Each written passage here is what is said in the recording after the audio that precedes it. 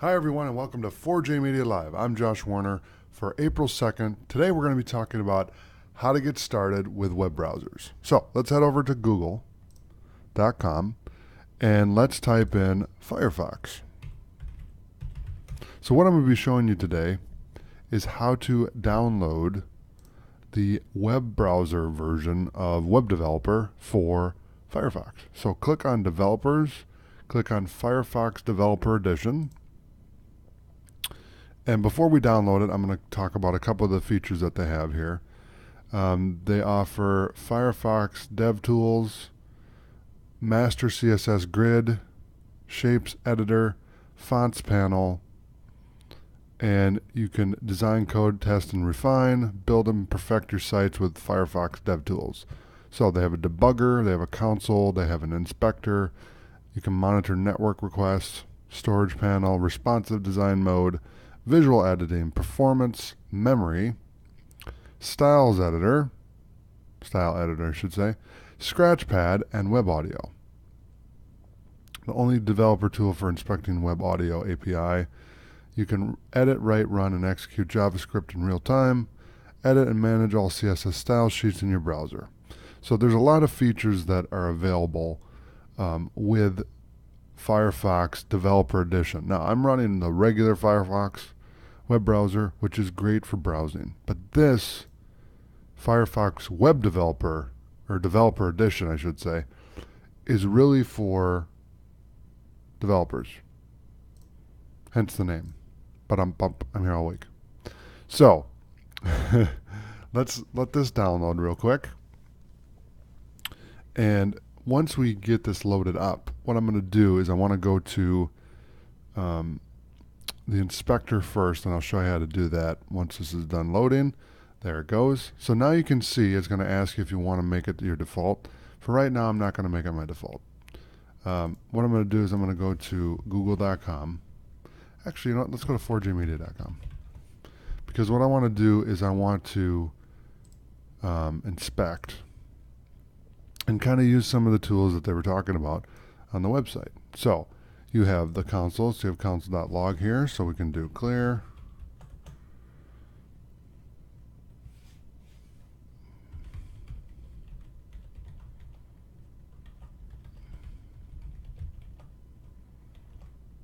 Let's just try this once. Let's see, hello world.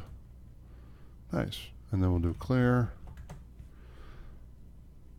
And then the inspector, so if we were to edit my site here, we could grab the inspector here and we can grab the image right here, and I could give this a height of 100 pixels just to try to play with this a little bit. And that should do it. Let me just see. Oh, height is auto. There we go. So I disabled auto and added a height of 108 pixels, so it blew my logo up way bigger than it is. So we can refresh and then it will go back, or you can go elsewhere. Now they have a debugger, so you can Control P, go to File. Let's try that. So it'll pick a file.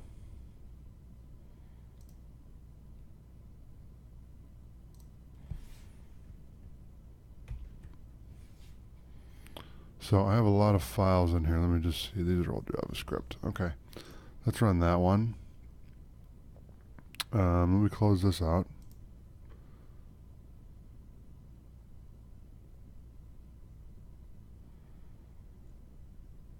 So you can pause.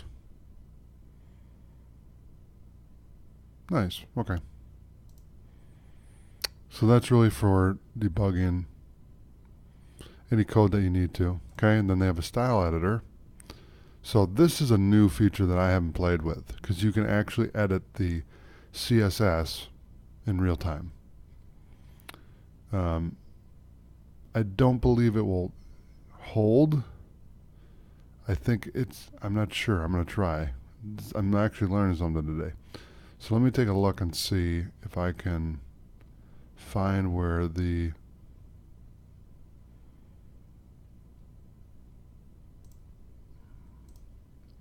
so this is style.css line 626. So let's go to style. And and then 626. So I'm going to scroll a little bit down here. Okay, that's too far. Okay, so let's go up. 626.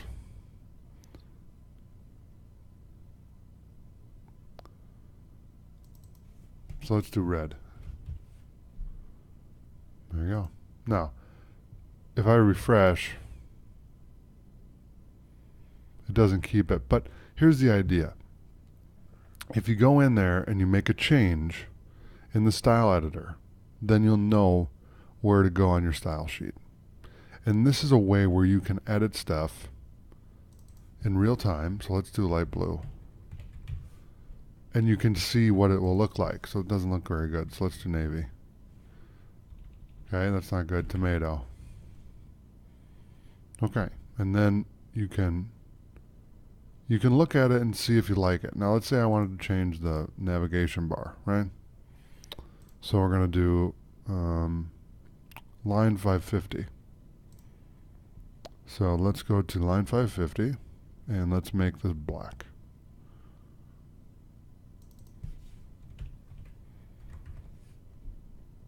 There you go. Now you can see what it will look like in real time without changing any of the code in your actual code. You're basically previewing this to see if that's what you want to do. So it's a really cool feature to have, and one that I've never used in that way. What I normally do is inspector. So I'll do it here and grab it there, and then grab this, and then do, let's do blue. So I'll edit it there, but I've never edited it actually in the style editor. So it's a new kind of feature even for me. This is fine too. It does the same thing, but this makes it more, this is less compact, and this is just like editing your actual style sheet. And it also gives you a better visual of all your CSS. This one is kind of crunched, and it's just for minor tweaks. This one you could write an entire style sheet. See, if you just did this, let's just do that for fun. Okay, so I can delete all this. Let's say I deleted all this, and then of course it's all gone. But you could restyle this whole website.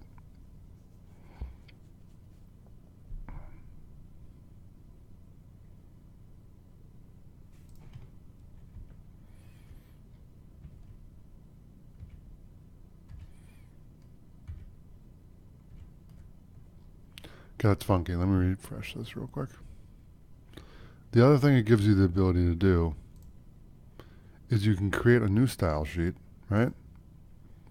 And if you click on the eye, it's like a layer. So this is a great tool because if you want to edit something and you just want to write your own code right here, you can do that. And this is more for grabbing the elements. So if you wanted to do like a main header like this, you come in here and you paste it in there, and then you do black.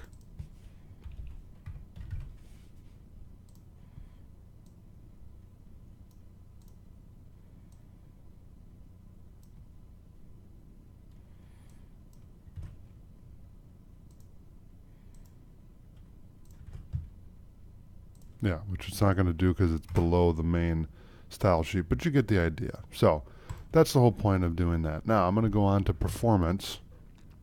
So let's check out performance. There are no profiles yet. Okay. Let's do memory. Take a snapshot. Okay, there you go. So you can see the snapshot of the memory being used on the site and the speed. Let's check out the network. Okay, it's showing what you can look at: HTML, CSS, JavaScript, images, media, other, or all, which will show everything. This is very good data to get because then you can see the size, the speed of it, the download. You know, is it slow? Is it fast? How many requests? That kind of thing. Finishes in 16.87 seconds. so it's good. Storage, no data present for selected host. So it'll show you the database name, the storage, the origin, the version, and the object stores. And then accessibility. This lets you examine the current page's accessibility tree, which is used by screen readers and other assistive technologies. So you can turn this on or keep it off. So I'm going to close this out. Let's go to the bottom of the page here. Let's see how we can use Scratchpad, because that interested me a lot.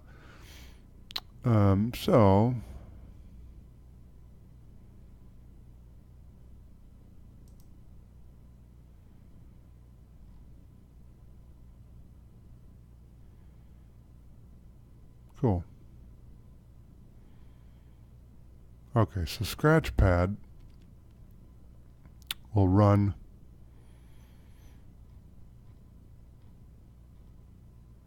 in real-time JavaScript.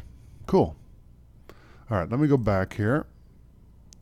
And that is about going to wrap it up. Let me just make sure I didn't miss anything before I head out. Let's see. Visual editing. I'm interested in that because that is...